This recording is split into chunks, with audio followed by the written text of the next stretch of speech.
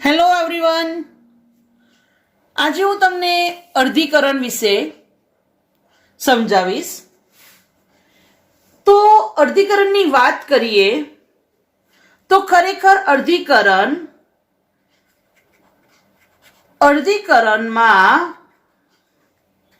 બે વાર વિભાજન થાય.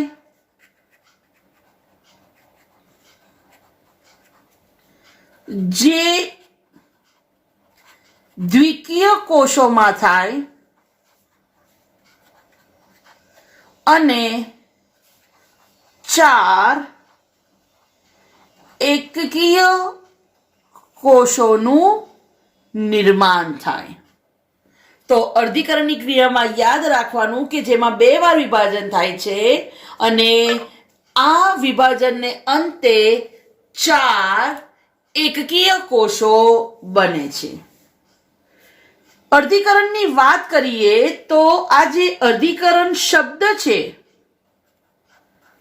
અર્ધીકરણ શબ્દ આપ્યો તો કોને? તો યાદ રાખજો, ફાર્મર અને મુરે વર્ષ 1905.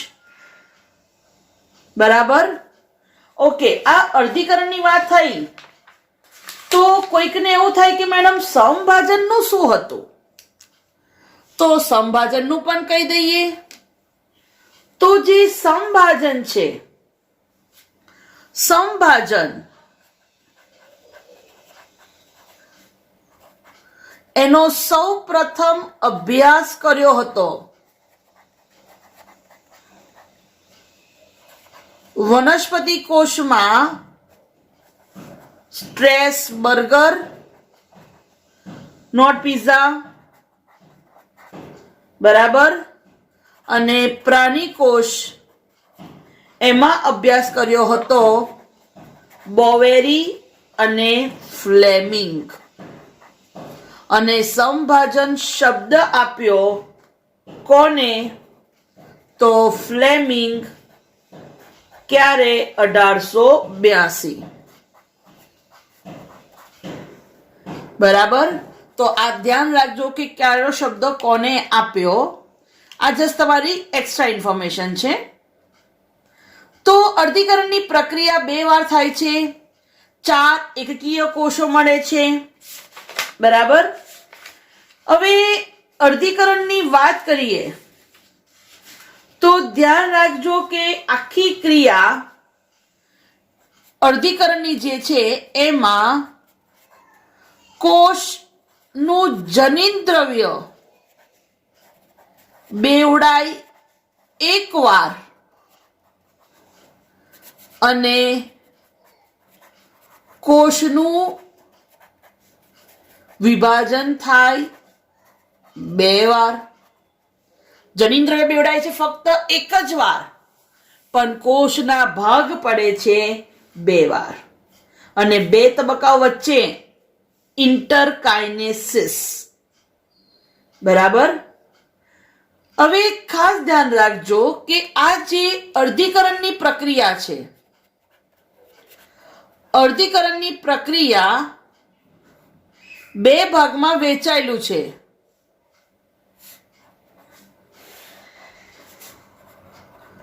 અર્ધીકરણ 1 અને અર્ધીકરણ 2. એવું કહેવાય છે કે અર્ધીકરણ 1 એ રિડક્શન છે, ડિવિઝન. રિડક્શન મતલબ કે તમે જેને કહો છો અર્ધ સૂત્રણ પ્રકારનું. જ્યારે અર્ધીકરણ 2 ઇક્વેશનલ મતલબ કે સમસૂત્રણ પ્રકારનું. આ વસ્તુ એકદમ કન્સેપ્ટ ક્લિયર હોવા જોઈએ કે અર્ધીકરણ 1 અર્ધસૂત્રણ પ્રકારનું અને અર્ધીકરણ 2 સમસૂત્રણ પ્રકારનું. અર્ધીકરણ 1 ની અવસ્થાઓ આપણને ખબર જ છે. પૂર્વાવસ્થા 1, ભાજનાવસ્થા 1, ભાજનોત્તરાવસ્થા 1, અંત્યાવસ્થા 1 અને કોષરસ વિભાજન 1. તો અહીંયા બધી જ અવસ્થાઓ નંબર 2, પૂર્વાવસ્થા 2, ભાજનાવસ્થા 2, ભાજનોત્તરાવસ્થા 2,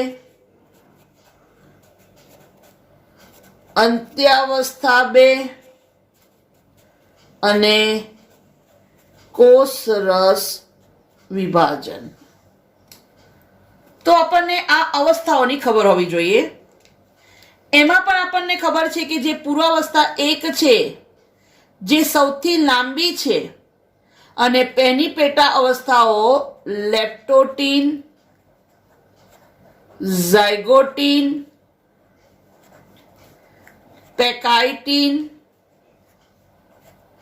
ડિપ્લોટીન અને ડાયકાઇનેસિસ. તો જુઓ, આટલું આપણને બિલકુલ ખબર હોવી જોઈએ કે ભાઈ અર્ધીકરણની પ્રક્રિયા કેટલા ભાગમાં વહેંચાયેલી છે. અર્ધીકરણ 1 અને અર્ધીકરણ 2. અને અર્ધીકરણની 1ની અવસ્થાઓ, અને એમાં પણ સૌથી અગત્યની પૂર્વાવસ્થા 1. તો ચલો આપણે સ્ટાર્ટ કરીએ. અર્ધીકરણ 1. હવે જ્યારે આપણે અર્ધીકરણ 1ની વાત કરીશું, તો અર્ધીકરણ 1 આપણને ખબર છે કે ભાઈ અર્ધીકરણ 1ની વાત આવે તો એમાં પહેલો તબક્કો આવશે પૂર્વાવસ્થા 1, જે સૌથી જટિલ તબક્કો કહી શકાય. પૂર્વાવસ્થા 1ના 5 પેટા તબક્કા છે: લેપ્ટોટીન, ઝાયગોટીન, પેકાઇટીન, ડિપ્લોટીન અને ડાયકાઇનેસિસ. આપણે પહેલી જોઈએ અવસ્થા લેપ્ટોટીન. બરાબર. હવે જ્યારે લેપ્ટોટીન અવસ્થાની વાત કરીએ તો લેપ્ટોટીન અવસ્થા દરમિયાન રંગસૂત્રો ધીરે ધીરે સ્પષ્ટ બને છે, જે આપણે માઇક્રોસ્કોપમાં જોઈ શકીએ છીએ. ખાસ ધ્યાન રાખજો, રંગસૂત્રોનું ઘનીકરણ સમગ્ર લેપ્ટોટીન અવસ્થા દરમિયાન ચાલુ જ રહે છે. ખબર પડી કે આખો રંગસૂત્ર શું હશે કે જે આમ લાંબો હોય છે, પણ ધીરે ધીરે શું થાય છે, ઘનીકરણ પામે છે, અને આપણને ખબર છે કે ભાઈ સ્પષ્ટ રંગસૂત્ર દેખાવાની શરૂઆત કરશે. ઘનીકરણ થવું એટલે પોતાની લંબ ધરીને અનુસરીને સંકોચાય, બંને લંબ ધરીએથી સંકોચાય. બરાબર. ઓકે. હવે બીજું ધ્યાન રાખવાનું છે કે ધીરે ધીરે શું થાય છે કે તો આ જે રંગસૂત્ર દ્રવ્ય છે એ સંકોચાય છે. બરાબર. ઓકે. હવે બીજું, કેટલાક પ્રાણી કોષમાં આ એક્સ્ટ્રા છે કે કેટલાક પ્રાણી કોષમાં આ રંગસૂત્ર આખું ગોઠવાય છે છાબની જેમ, અને છાબ બનાવે છે, અથવા એને કહેવાય બકેટ સ્ટેજ. આ સમટાઈમ્સ એકવાર નીટમાં પૂછાયેલું છે કે ભાઈ બકેટ સ્ટેજ એટલે કયું? તો લેપ્ટોટીન. બરાબર. આમ છાબ જેવું દેખાય છે, that is bucket stage. બરાબર. ઓકે. બસ અહીંયા તારા કેન્દ્ર ધીરે ધીમે અર્યત્રાક તંતુઓનું નિર્માણ કરશે. ખ્યાલ આવે છે ને? અને તારા કેન્દ્ર ધીમે ધીમે કે બે ધ્રુવ તરફ ધીરે ધીરે ગતિ કરશે. રાઈટ. તો આ થઈ લેપ્ટોટીન. ચલો હવે બીજી અવસ્થા ઝાયગોટીન.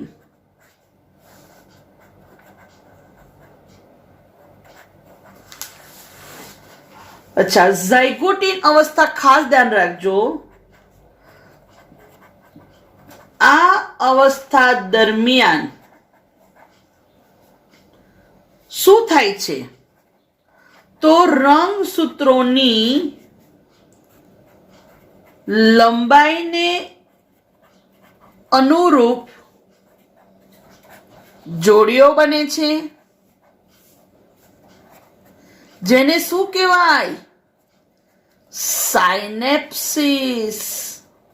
અચ્છા, તમને કહું કે આ ક્રિયા છે ને ઝીપરની માફક આગળ વધે. અચ્છા, ઝીપર એટલે શું? તો ઝીપર એટલે ઝીપ, ઝીપ એટલે ચેન. તો તમે તમારું પાઉચ જોયું હશે કે પાઉચની ચેન આવી રીતે હોય, બરાબર? પણ તમે જ્યારે ચેન બંધ કરો છો ત્યારે શું થાય છે કે બે છેડ આવી રીતે સામસામે આવી જાય છે, રાઈટ? તો એવું કહી શકાય કે સાયનેપ્સિસની ક્રિયા ઝીપરની જેમ આગળ વધે છે. ખ્યાલ આવી ગયો? પહેલા આટલો ભાગ જોડાયો, પછી આટલો, પછી આટલો. ખ્યાલ આવ્યો? તો આ ક્રિયા કેવી રીતે થાય છે? ઝીપની જેમ આગળ વધે છે.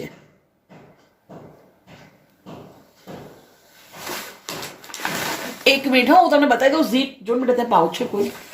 એક જ મિનિટ, હું પાઉચ લાવું. આદિત્ય,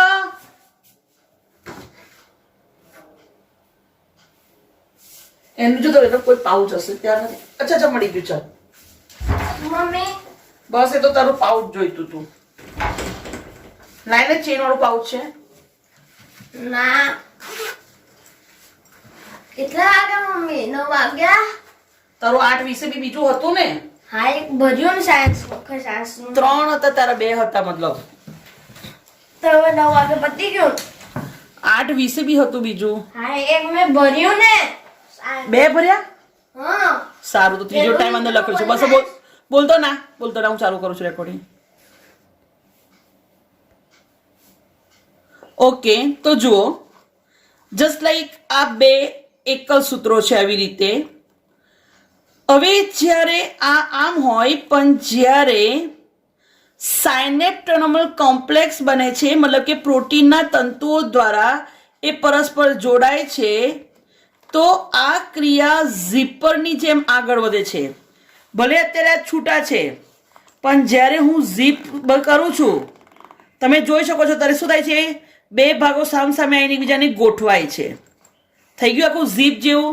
સેમ 2 રંગસૂત્રો પરસ્પર ગોઠવાય છે, રાઈટ? તો સાયનેપ્સિસની ક્રિયા ઝીપરની માફક આગળ વધે છે એવું કહી શકાય, બરાબર? ઓકે, હવે જો આ અવસ્થા નો ઇલેક્ટ્રોન માઇક્રોગ્રાફ, મતલબ કે ઇલેક્ટ્રોન માઇક્રોસ્કોપ આવે છે, એની મદદથી આપણે જો એનો ફોટોગ્રાફ લઈએ તો એને ઇલેક્ટ્રોન માઇક્રોગ્રાફ કહેવાય, રાઈટ? ઓકે, જેવી રીતે નહીં હોતું ઇસીજી, કાર્ડિયોગ્રામ, એવી જ રીતે કાર્ડિયોગ્રાફ, ખબર છે ને, મશીનને કાર્ડિયોગ્રામ કહેવાય, અને તમને જે ગ્રાફ મળે ઇલેક્ટ્રોકાર્ડિયોગ્રાફ, બરાબર? એવી રીતે અહીંયા ઇલેક્ટ્રોન માઇક્રોગ્રાફ, આપણને રંગસૂત્રનામાં ફોટોગ્રાફ્સ મળશે. તો ઇલેક્ટ્રોન માઇક્રોગ્રાફ બતાવે છે કે રંગસૂત્રીય સાયનેપ્સિસ એક જટિલ રચનાનું નિર્માણ કરે છે, જેને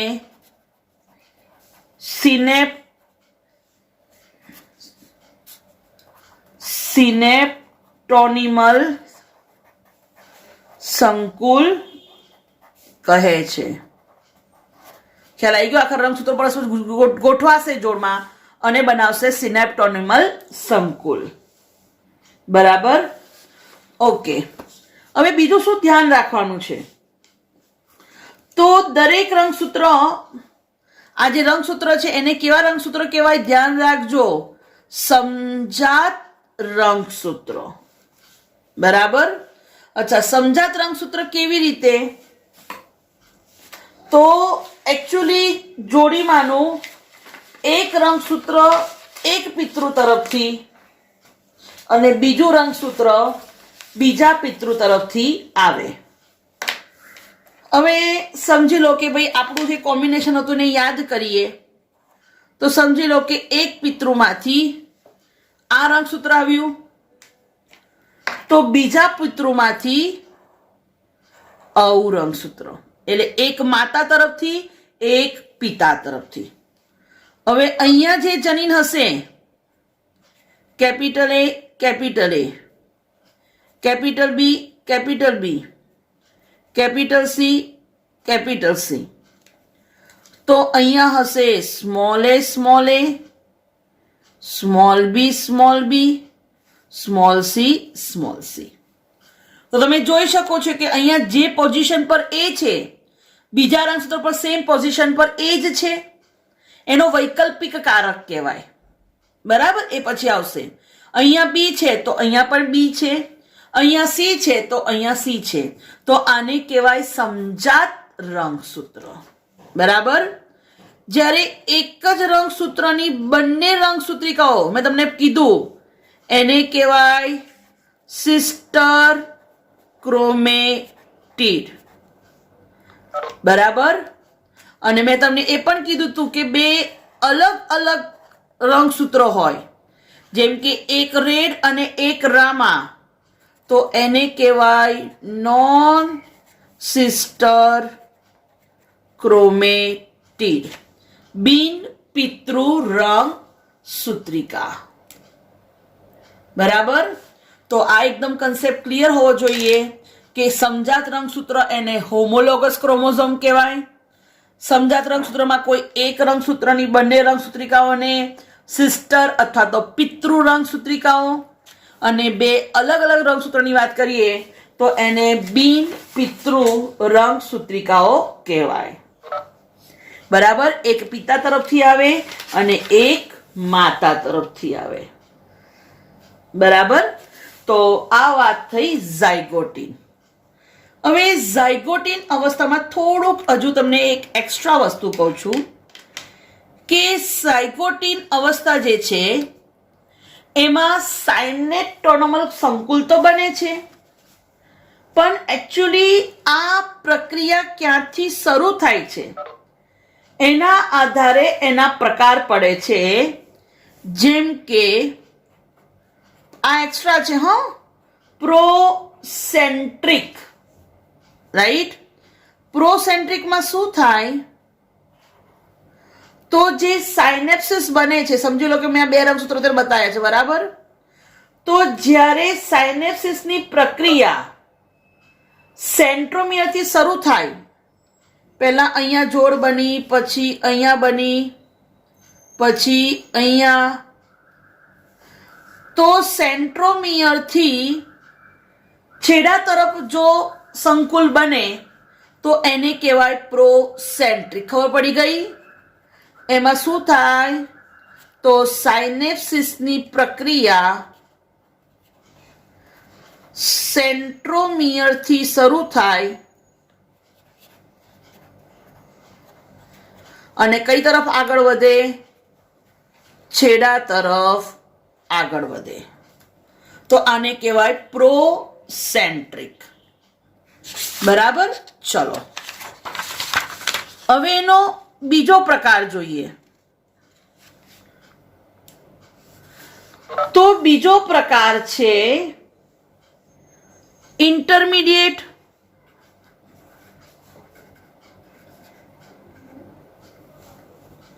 અને ત્રીજો પ્રકાર છે પ્રો ટર્મિનલ. પ્રો ટર્મિનલ અને ઇન્ટરમીડિયેટ એટલે મધ્યસ્થી કહેવાય. ઓકે, હવે એ બંને સમજાવી દઉં. તો જ્યારે પ્રો ટર્મિનલની વાત કરીએ, સમજી લો કે આ બે રંગસૂત્રો છે. બરાબર?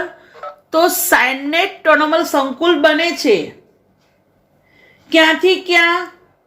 તો એન્ડથી શરૂ થાય અને કઈ તરફ આગળ વધે? સેન્ટ્રોમિયર તરફ. એટલે સાયનેપ્સિસ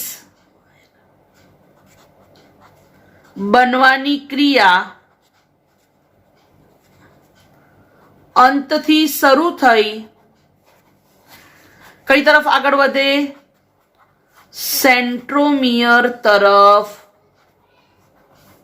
આગળ વધે. તો એને કહેવાય પ્રો ટર્મિનલ. અને ત્રીજો પ્રકાર ઇન્ટરમીડિયેટ એટલે મધ્યસ્થી. એમાં શું હોય ખબર? એક અહીંયા બન્યું, એક અહીંયા બન્યું, એક અહીંયા બન્યું. મતલબ કે ગમે ત્યાં સાયનેટોનમસ સંકુલ બને તો એ મધ્યસ્થી. પણ કોની કોની વચ્ચે સંકુલ બને? તો છેડા અને સેન્ટ્રોમિયરની વચ્ચે. ખ્યાલ આવી ગયો? તો આ એક થોડીક એક્સ્ટ્રા ઇન્ફોર્મેશન હતી તમારા માટે. બરાબર. તો આ વત્યું તમારું ઝાયગોટીન. બરાબર. ઓકે. હવે ઝાયગોટીન સાયનેટો સંકુલ બની ગયું, પણ એક ખાસ વસ્તુ તો કહેવાની રહી ગઈ કે અહીંયા જે રંગસૂત્રો છે, બરાબર, આ રંગસૂત્રોને શું કહેવાય? સમજાત રંગસૂત્રો કહેવાય. જે મોસ્ટ ઇમ્પોર્ટન્ટ દ્વિસૂત્રી કે ચતુસૂત્રી હોય છે. બરાબર ને? કાં તો આવી રીતે સિંગલ દેખાય, કાં તો એક્ઝેક્ટલી આવા એક્ઝેક્ટ રંગસૂત્રો. જો એક જ સૂત્ર હોય તો દ્વિસૂત્રી થાય, પણ આખું રંગસૂત્રનું હોય તો કેવા દેખાય? ચતુસૂત્રી. બરાબર. પણ આગળની અવસ્થામાં એ સ્પષ્ટ દેખાય છે. રાઈટ. તો હવે આવશે ત્રીજી અવસ્થા. ધેટ ઇઝ કઈ અવસ્થા? પેકિટીન અવસ્થા. કઈ અવસ્થા આવશે? પેકિટીન અવસ્થા. એવું કહેવાય છે કે લેપ્ટોટીન અને ઝાયગોટીન કરતા આ અવસ્થા લાંબી હોય છે. બરાબર. તો આ અવસ્થા થોડી લાંબી હોય છે. બરાબર. મોસ્ટ ઇમ્પોર્ટન્ટ, આ અવસ્થા દરમિયાન શું થાય છે? તો જે પેલા દ્વિસૂત્રી રંગસૂત્રો હતા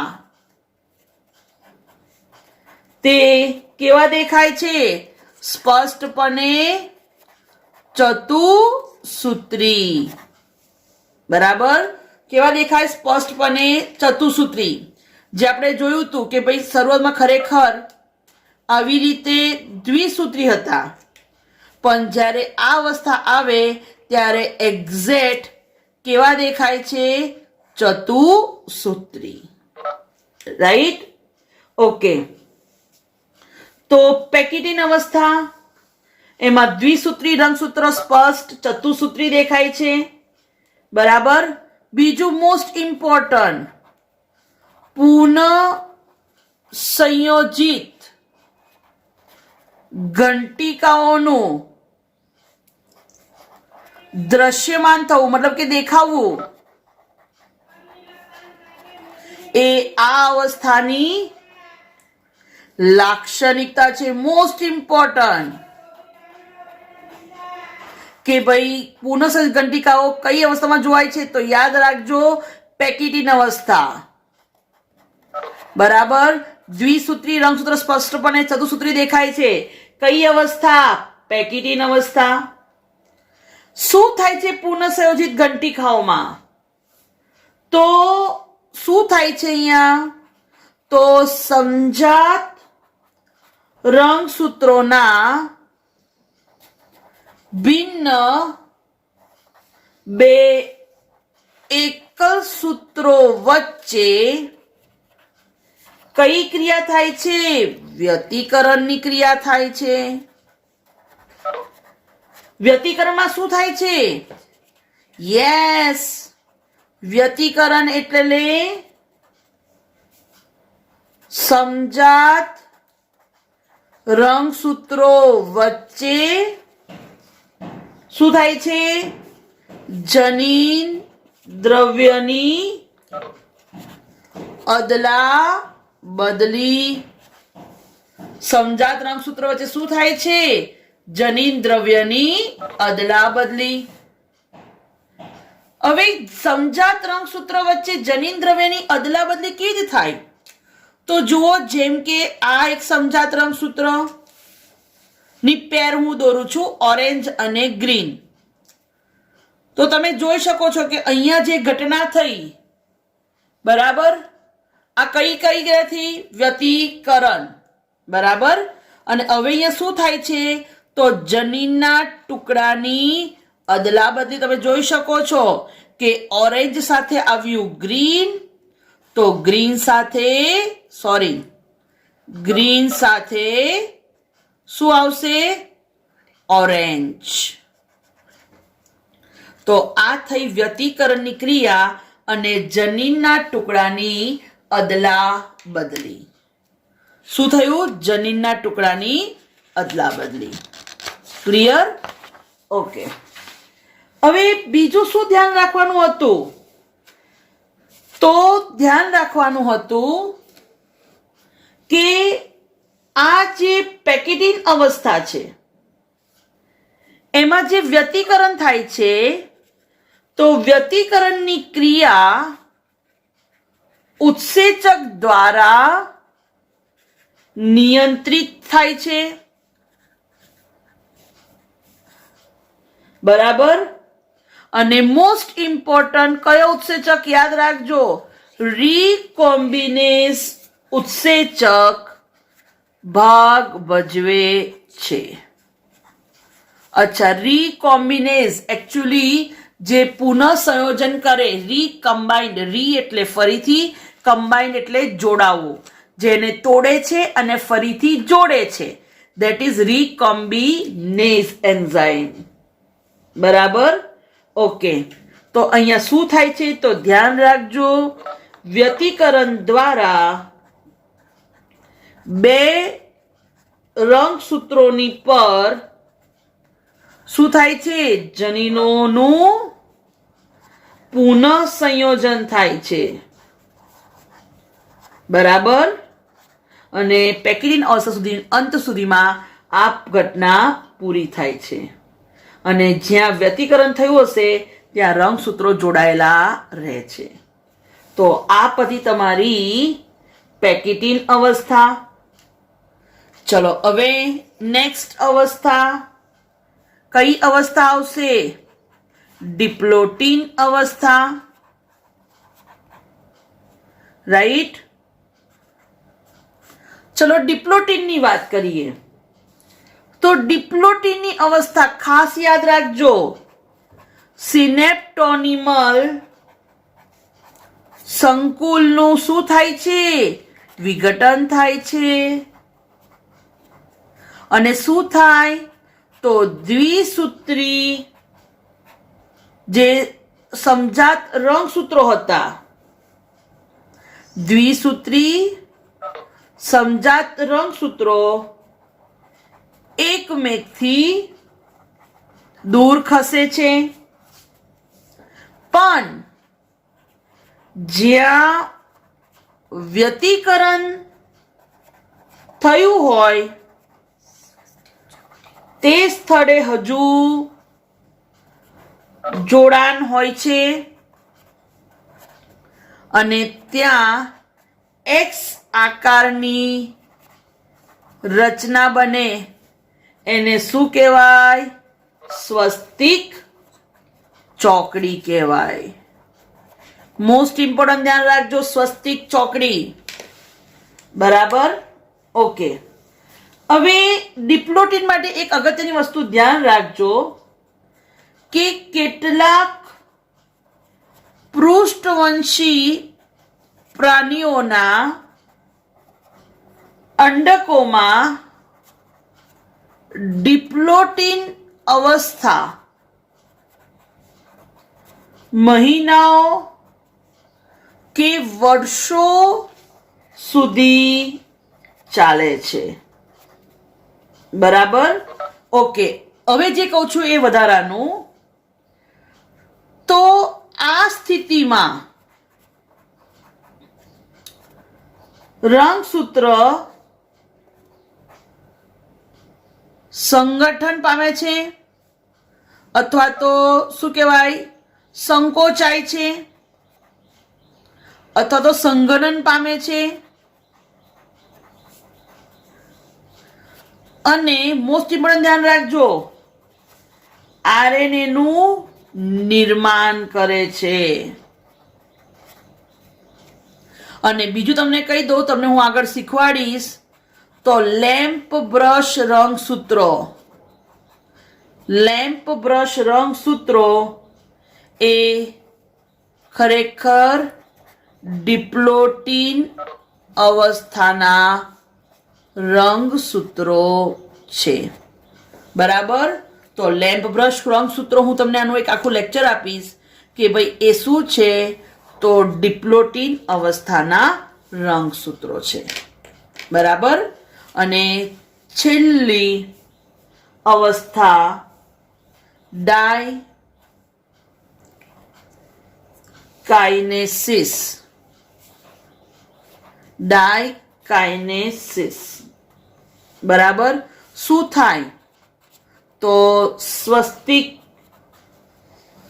ચોકડીઓ દૂર થાય,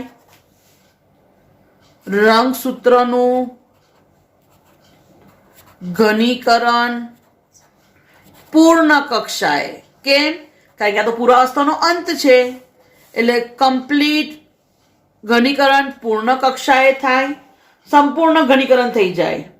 બરાબર? પછી શું થાય બીજું? તો સમજાત રંગસૂત્રને છૂટા પાડતા દ્વિધ્રુવીય ત્રાકનું નિર્માણ થાય. ચલો પછી શું થશે? આ અવસ્થાના અંતમાં બોલો શું અદ્રશ્ય થશે? કોષ કેન્દ્રિકા, કોષ કેન્દ્ર પટલ, એનું શું થશે? વિઘટન. અન્ય અંગિકાઓનું પણ વિઘટન થશે. અને હવે આના પછીની અવસ્થા આવશે કઈ? ભાજનાવસ્થા 1. તો હવે પૂર્વાવસ્થા 1, એના પછી આવશે ભાજનાવસ્થા 1. ભાજનાવસ્થા 1 માં શું થાય? તો દ્વિસૂત્રી રંગસૂત્રો કોષના વિષુવવૃત્તીય તલમાં જોડીઓ સ્વરૂપે ગોઠવાય છે અને વિરુદ્ધ ધ્રુવોના ત્રાક તંતુની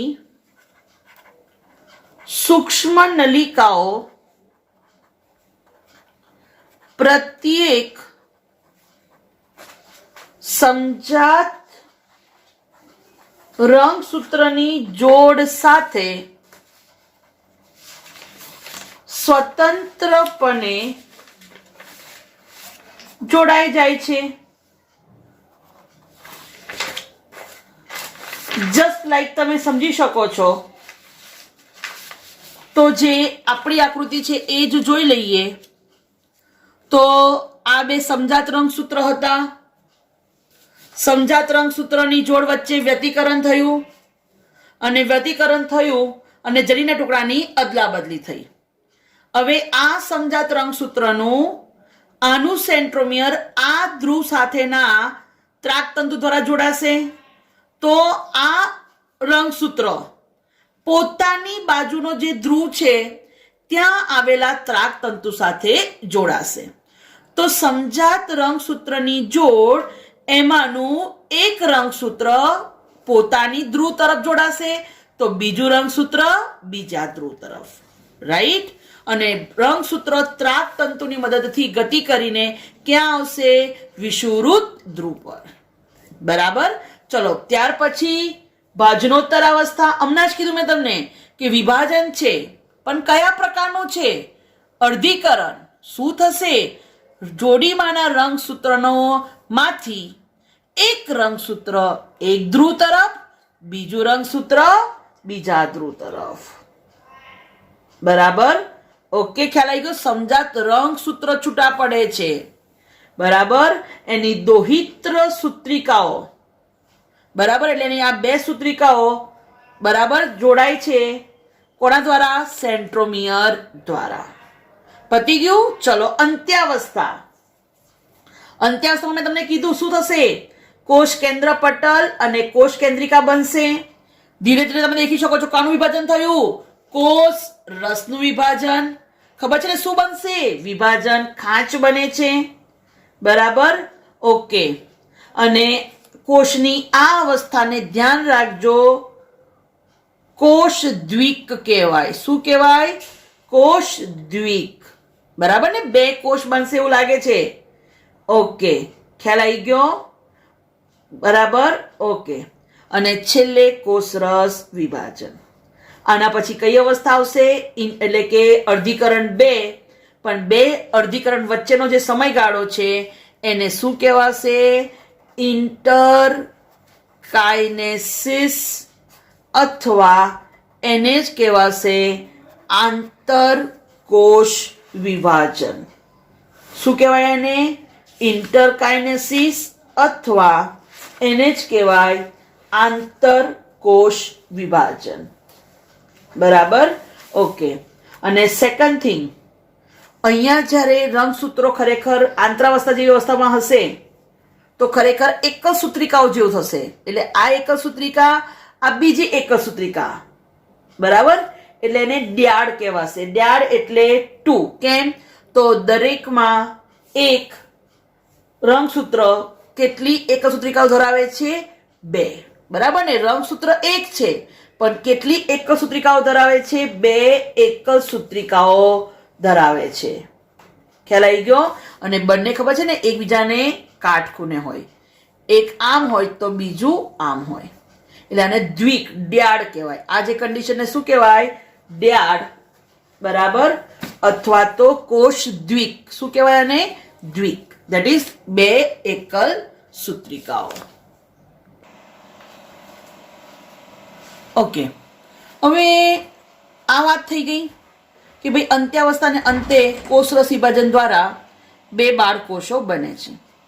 બીજી એક વસ્તુ ધ્યાન રાખજો કે ભાજનોત્તર અવસ્થામાં જ્યારે રંગસૂત્રો છૂટા પડે છે ને એને કહેવાય ડિસજંક્શન. ડિસજંક્શન, ડિસ એટલે છૂટા પડવું અને જંક્શન એટલે કે જોડ. જોડ જે છૂટી પડે છે એને કહેવાય ડિસજંક્શન. અને ક્યારેક વિકૃતિને કારણે સમજી લો કે આ બંને એક જ કોષમાં આવી જાય તો એને કહેવાય નોન ડિસજંક્શન. છૂટા ન પડવું તો નોન ડિસજંક્શન, અને છૂટા પડવું એને કહેવાય ડિસજંક્શન. વિકૃતિમાં આ શબ્દ આવશે ડિસજંક્શન.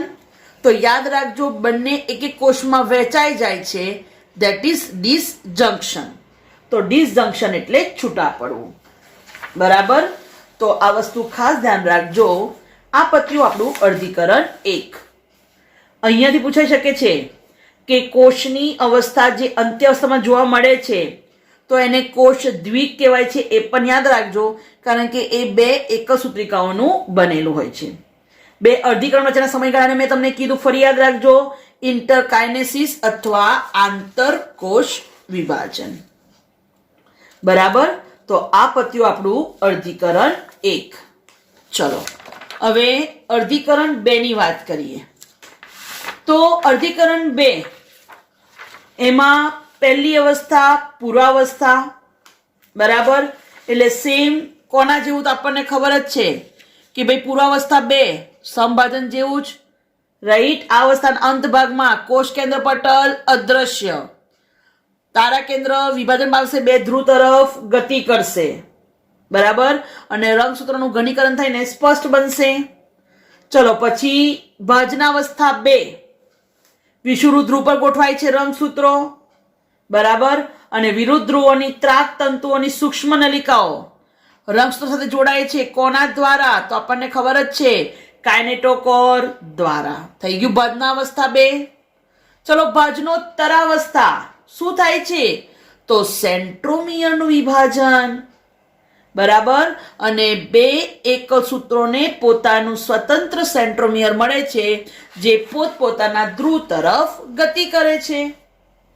જો ધ્યાન રાખજો મિત્રો, આ ભાજનોત્તર અવસ્થા 2 છે, જે અર્ધસૂત્રણ પ્રકારની છે, એટલા માટે અહીંયા સેન્ટ્રોમિયરનું વિભાજન થાય છે, બરાબર. અને બે એકલ સૂત્રો છૂટા પડે છે. હવે આપણે જોઈ શકીએ છીએ કે આ અવસ્થાના અંત ભાગમાં દરેક ધ્રુવ પાસે એકઠા થતા એકલ સૂત્રોની સંખ્યા મૂળ કોષમાં જેટલા રંગસૂત્રો હોય તેટલી ને તેટલી જ. જો આનો મૂળ કોષ આ કહેવાય, અહીંયા 2 છે તો અહીંયા 2 જ છે, બરાબર. ઓકે. તો અંત્યાવસ્થા બે ધ્રુવ પ્રદેશમાં બે કોષ કેન્દ્ર અસ્તિત્વમાં આવે છે. કોષ કેન્દ્ર પટલનું નિર્માણ થાય છે અને છેલ્લે કોષરસ વિભાજન એમાં એક બાળકો મતલબ કે એક પિતૃમાંથી 2 બાળકોષ બને છે, રાઈટ. તો આના બાળકોષ 2 આ અને આના 2 બાળકોષ આ. હવે આપણે સમજી શકીએ છીએ કે જ્યારે અર્ધીકરણની વાત આવે છે તો અર્ધીકરણમાં વ્યતિકરણ થાય છે, એટલે અહીંયા કંઈક જનીનોના નવા જોડાણો જોડાય છે અને જેને કારણે શું થાય છે? ભિન્નતા વધે છે, લક્ષણોમાં વિવિધતા આવે છે. અને મોસ્ટ ઇમ્પોર્ટન્ટ એકચ્યુઅલી ઉદ્વિકાસની પ્રક્રિયા માટે ભિન્નતાઓ જરૂરી છે. તો આ પણ ક્વેશ્ચન પૂછાય કે ઉદ્વિકાસ માટે કયા પ્રકારનું વિભાજન મહત્વનો ભાગ ભજવે છે? તો યાદ રાખજો, અર્ધીકરણ. અથવા તમને પૂછે કે નવા સજીવના નિર્માણ માટે અથવા તો પ્રજનન કોષોના નિર્માણ સમયે કયું વિભાજન થાય? તો ધ્યાન રાખજો, અર્ધીકરણ. અને આપણને ખબર છે કે ભલે પ્રજનન કોષો એકકીય હોય, પણ એકકીય નર ધેટ ઇઝ શુક્રકોષ અને એકકીય માદા ધેટ ઇઝ અંડકોષ જ્યારે બંને ભેગા થાય છે તો ફલિતાંડ કેવો બને છે? દ્વિકીય બને છે, બરાબર. અને સેકન્ડ થિંગ કે જે પણ અર્ધીકરણ 2 છે એ સમભાજન જેવું છે, સમભાજન નથી. કારણ કે સમભાજન માટે કીધું હતું કે હંમેશા સમભાજન દ્વિકીય કોષોમાં થાય. અહીંયા અર્ધીકરણ કેવા કોષમાં થયું? એકકીય કોષમાં, બરાબર.